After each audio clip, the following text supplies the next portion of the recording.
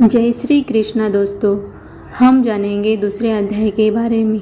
इस अध्याय में हम जानेंगे सांख्य योग। सांख्य योग का अर्थ है संन्यास, संन्यास का अर्थ है ज्ञान। इस अध्याय में भगवान श्री कृष्ण अर्जुन को आत्मा का ज्ञान देते हैं। पिछले अध्याय में हमने पढ़ा था अर्जुन विषाद।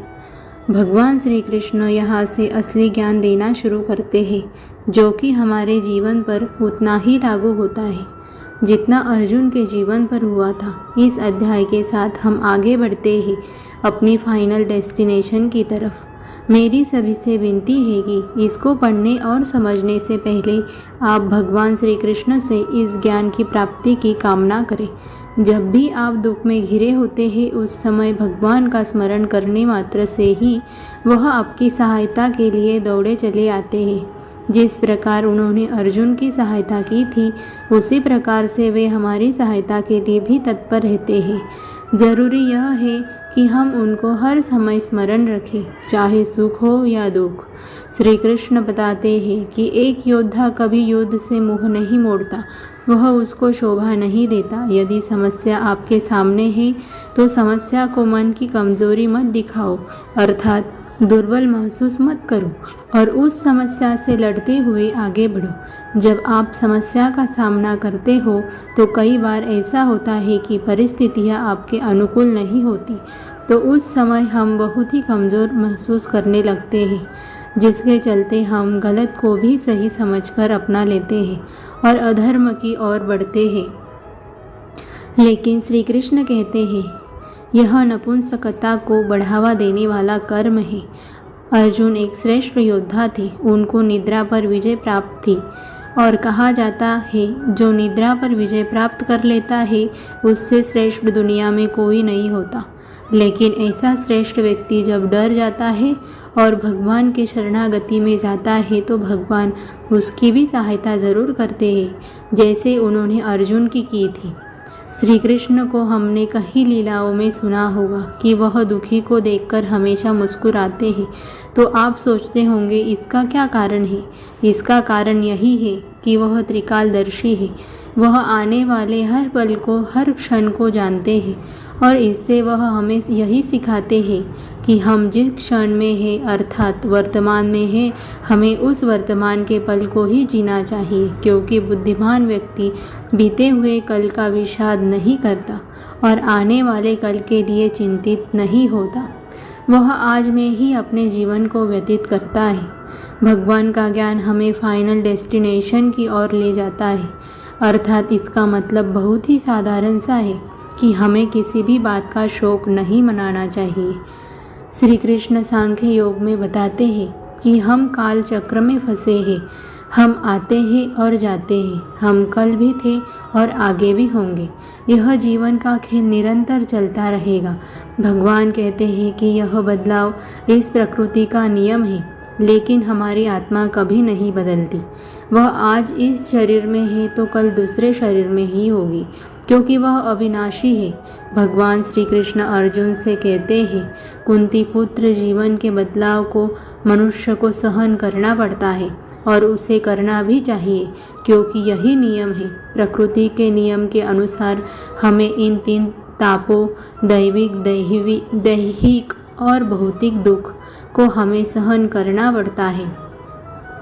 जब तक हम इस शरीर में हैं, हमें यह ताप सहन करने ही होंगे और इसी के साथ आगे बढ़ना होगा। लेकिन भगवान यहाँ यह भी समझाते हैं कि जो ज्ञानी होते हैं वह किसी भी बात का विषाद नहीं करते, दुख प्रकट नहीं करते और न रोते हैं और वह न ही बहुत ज़्यादा उत्तेजित होते हैं, क्योंकि वह जानते हैं कि यह भाव एक सा नहीं रहता, अर्थात समय बदलता है। कुछ बुरे के बाद अच्छा होता है और कुछ अच्छे के बाद भी बुरा हो सकता है। यही प्रकृति की सच्चाई है। यहाँ दोस्तों मैं आपको एक उदाहरण दूंगी। एक राजा था जिसका नाम अकबर था और उसका दरबारी था बीरबल। एक दिन राजा बीरबल से कहते हैं कि बीरबल मुझे कुछ ऐसा लिख कर दो जिसे मैं खुशी में पढ़ूँ तो मैं दुख को महसूस कर पाऊँ और दुख में पढ़ो तो खुश हो जाऊँ। बीरबल बहुत ही सनातन धर्मी और भागवत पुरुष थे। वे अकबर को लिख कर देते हैं कि यह समय बीत जाएगा।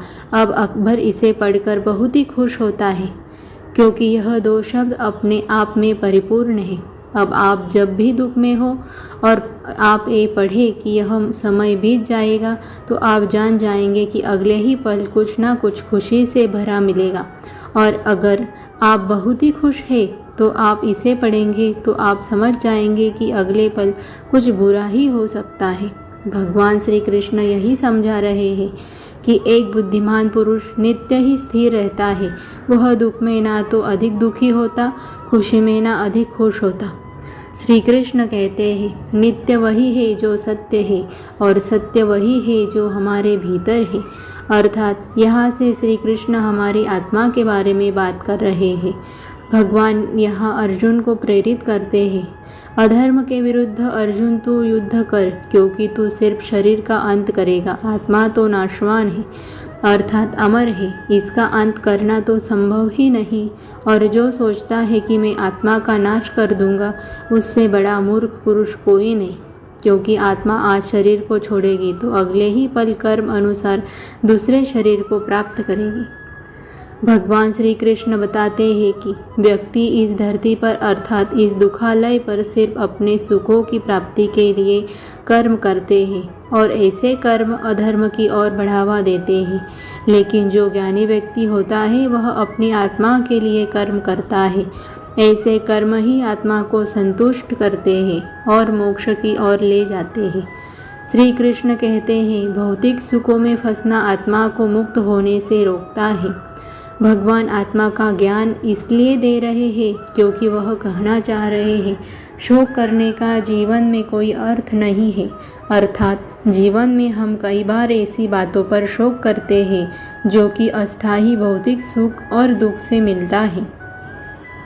जीवन का परम सत्य आत्मज्ञान ही है, तो इस जीवन में हमें आत्मज्ञान को समझने में लगाना चाहिए, तभी हम अपनी फाइनल डेस्टिनेशन को प्राप्त कर पाएंगे। कुछ लोग ऐसे भी होते हैं जो ज्ञानी तो होते हैं लेकिन सही गलत का चयन नहीं कर पाते, जैसे कि महाभारत में भीष्म पितामह। उसी प्रकार इस जीवन में ऐसे भी लोग हैं जो ज्ञान समझते और कुछ लोग सुनकर ज्ञान को जानते भी हैं, लेकिन वह कुछ ही पल बाद भोग विलास में लगकर ज्ञान को तो कमेंट में बताइए दोस्तों कि आपने भी कभी ऐसा किया है। भगवान कहते हैं कि जो व्यक्ति चुनौतियों का सामना करता है, उन्हें धर्म के अनुसार पूर्ण करता है, वही मोक्ष की प्राप्ति के द्वार तक जा पाता है।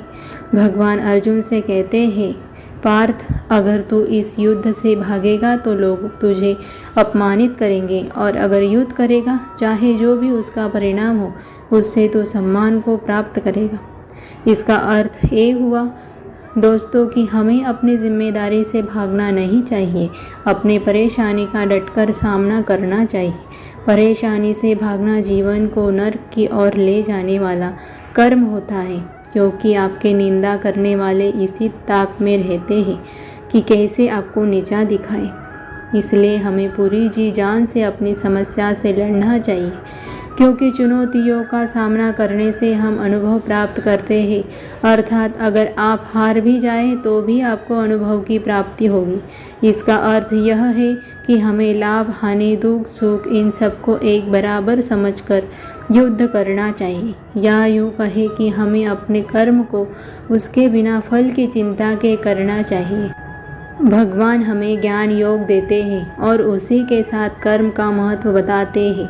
श्री कृष्ण कहते हैं कि जो कर्म भोगों की प्राप्ति और स्वर्ग की प्राप्ति के लिए किए जाते हैं, ऐसे लोग ढोंगी होते हैं, क्योंकि वह सुख और ऐश्वर्य से पूरे कुछ देखते ही नहीं। उदाहरण के तौर पर आपन एकादशी व्रत रखा है और आपके मन में खाने का विचार चल रहा है तो भगवान के अनुसार ऐसा व्रत व्यर्थ ही है। ऐसे व्यक्ति कर्मों के फलों को भोगने के लिए कर्म करते हैं और भगवान चेतावनी देते हैं कि हमें ऐसे व्यक्तियों से दूरी बनाए रखनी चाहिए, क्योंकि इस तरह की मानसिकता के व्यक्ति नरक की ओर जाते हैं। ऐसे व्यक्तियों की रुचि कर्म में नहीं अपितु उनसे मिलने वाले फलों में होती है, अर्थात कर्म के परिणाम में आसक्ति रखते हैं और अपने कर्म को परिपूर्ण तरीके से पूर्ण नहीं कर पाते। उसमें कुछ ना कुछ गलत या त्रुटिपूर्ण कार्य करते हैं जो कि उनके पतन का कारण बनता है। भगवान स्पष्ट रूप से समझाना चाहते हैं कि हमें अपने कर्म स्थिर मानसिकता के साथ करते रहना चाहिए। हमें लाभों में आसक्ति नहीं रखनी चाहिए। अपनी कामनाओं को त्याग देना चाहिए, क्योंकि कामनाएं लालच को बढ़ावा देती हैं और मोक्ष द्वार से दूर करती है। इसलिए मन को एकाग्र कर हमें आगे बढ़ना चाहिए। इसलिए हमें भोग की वस्तुएं त्याग देनी चाहिए। त्यागने का अर्थ यहाँ पर यह है कि उसका विचार भी मन में नहीं होना चाहिए। तभी हम इंद्रियों को वश में कर मन पर काबू कर पाएंगे। यही एक ज्ञानी पुरुष की पहचान है, क्योंकि जो सिर्फ अपनी इंद्रियों की तृप्ति के बारे में सोचता है, ऐसा व्यक्ति अधिक सोचने के कारण अपनी स्मरण शक्ति का नाश कर देता है और भोग में डूबकर बर्बाद हो जाता है और इससे उसका अहंकार भी बढ़ता है। हमें इंद्रियों के नियंत्रण से बाहर निकलकर आगे बढ़ना चाहिए, अपने लक्ष्य को पूर्ण करना चाहिए, एकाग्र चित्त से भगवान का नाम लेकर आगे बढ़ना चाहिए और अपने लक्ष्य की प्राप्ति करनी चाहिए, क्योंकि इसी से प्राप्त होती है ब्रह्म स्थिति, जो हमें लक्ष्य प्राप्त करने में हमारी सहायता करती है।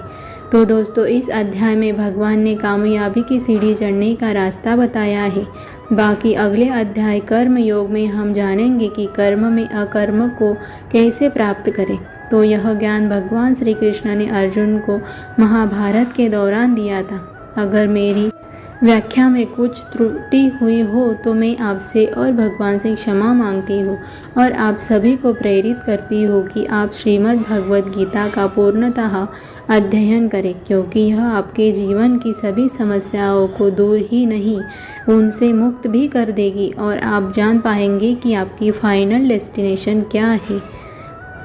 अगर आपको यह वीडियो अच्छा लगे तो लाइक, सब्सक्राइब और शेयर ज़रूर करें। जय श्री कृष्ण। आपका दिन शुभ रहे।